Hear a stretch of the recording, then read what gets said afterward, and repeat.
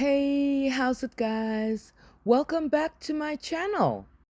For most of human history, the moon was a mystery, a symbol, a clock, a god, a story written in light and shadow. But eventually, humanity began asking a more dangerous question. What if the moon was not merely something in the sky? What if it was a place? That realization did not happen all at once. It emerged slowly through observation. Ancient Greek thinkers had already begun suspecting the moon might be a sphere. During lunar eclipses, Earth's shadow crossing the moon was always curved. Not sometimes, always. And the moon itself behaved like a sphere lit by the sun. Its phases changed geometrically: crescents, quarters, gibbous, full, repeat. Not random changes, not self generated light either. A world reflecting sunlight. But the real revolution came with telescopes. In 1609, Galileo Galilei pointed one toward the moon, and suddenly the illusion shattered. The moon was not a perfect glowing object. It had mountains, craters, shadows, and surface texture, a landscape, an actual place. And perhaps most shocking of all, Galileo also discovered that moons were orbiting Jupiter. Earth's moon was no longer unique.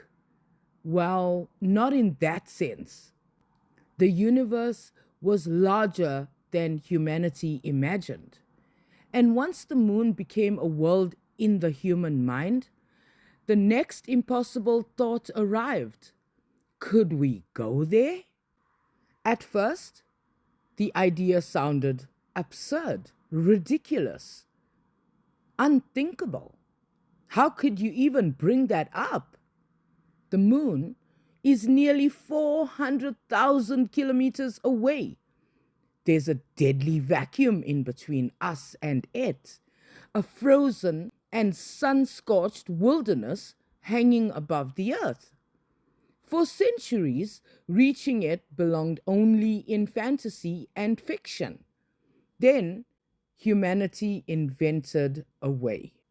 Suddenly, the impossible became engineering. In the 20th century, amid conflict, competition, ambition, and extraordinary technological acceleration, the dream became real. On the 20th of July 1969, 4 years before I was born, human beings managed to get to and stand on the moon.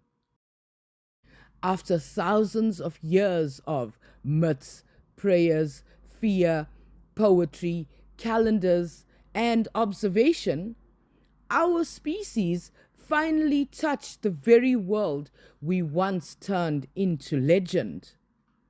And the moon did not stop behaving consistently afterward.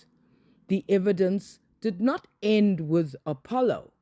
People still observe the phases, the eclipses, the changing rise and set positions, the hemisphere rotations, the predictable cycles. Because in recent years, claims about the moon and the earth began spreading online. Claims that the moon generates its own light, claims that its phases are mysterious, claims that the sky does not behave as reality dictates. And strangely, those claims led me to actual, real life sky observation. I began watching carefully the moon setting in different positions along the horizon, the full moon appearing opposite the sun, the new moon remaining near the sun, the changing orientation between hemispheres, and the timing shifts, patterns emerging again and again through direct observation. And eventually, something became impossible to ignore. The moon behaves exactly like a real world illuminated by the sun and observed from a rotating reference frame. Not occasionally, but consistently. The deeper I observe, the less chaotic the sky becomes. The moon is not exposing a deception, it was exposing the geometry. And perhaps that is the most beautiful part of all. Humanity begins with myths, then they see, then they understand, then footprints in the lunar dust. And still, the moon hangs above us exactly as it always has, waiting for the next person willing to look up and ask, what is it actually doing? So, guys, thank you so much for watching. Please stay safe, and I will catch you in the next video. Bye.